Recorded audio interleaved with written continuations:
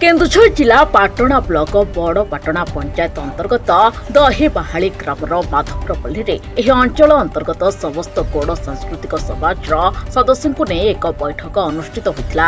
यह बैठक में पूर्व 2023 और 2024 वर्ष लगी संगठन पक्षर होता वार्षिक खर्च विवरणी भाउचर प्रदान कर माधवपुरपल्लीर कोषाध्यक्ष खगेश्वर नायक खर्च विवरणी प्रदान करते। दहीबाहाली धनजयपुर मिसिक गोटे पल्ली आज्ञा ये कौन बैठक बसते वार्षिक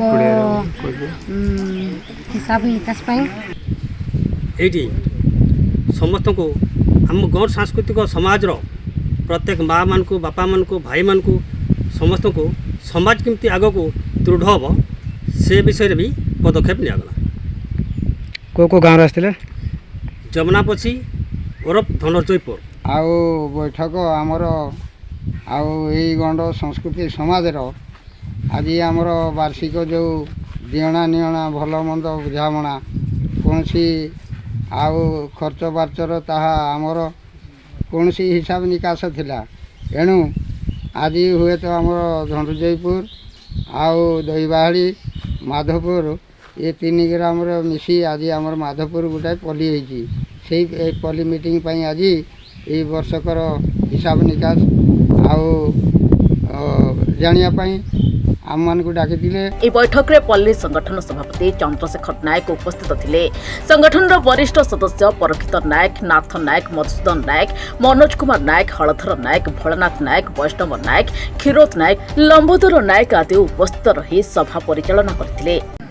अद्य 2/6/2025 तारीख गौड़ सांस्कृतिक समाज माधवपुर पल्ली अंतर्भुक्त ग्राम दहीबाहाली ठारे माधवपुर पल्लीर वार्षिक आय व्ययर भाउचर संबंध में एक बैठक अनुष्ठित होता। एथिरे माधवपुर पल्ली समेत माधवपुर ग्रामर माँ भौणी और धनुजयपुर माँ भौणी माने ग्रामर माँ भौणी और भद्र व्यक्ति माने उपस्थित थिला। एठारे आमर भद्र व्यक्ति माने वार्षिक आय व्ययर भाउचर पुंखानुपुंख भाव में अति सुंदर भाव में बुझाई कही ताहा आमे समस्ते बुझी अत्यंत खुशी हेलु। आम गण सांस्कृतिक समाज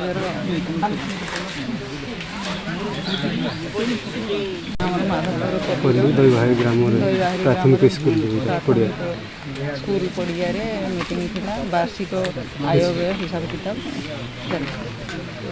केन्दुझर जिला प्रतिनिधि दशरथ बारिक रिपोर्ट चित्कार न्यूज।